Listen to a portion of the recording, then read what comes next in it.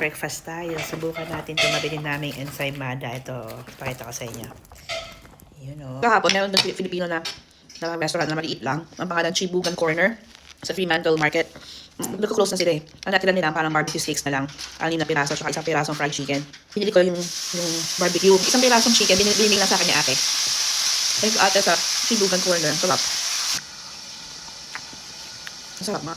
Pero kahit na maubos ko to, hindi pa rin ako ubusog dito. Hindi kaya eh. Kailangan may kanin. Next plate.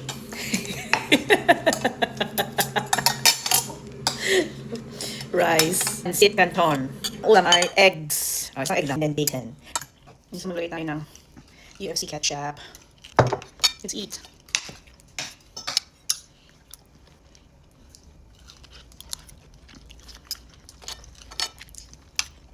Wow. Next. Breakfast, lunch, at saka snacks na ako. Okay, balut.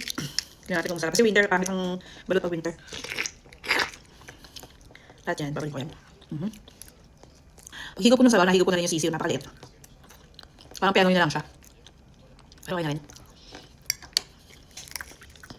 Hindi nga tom price, hindi ako mapapayat. Doon pa lang. Dito.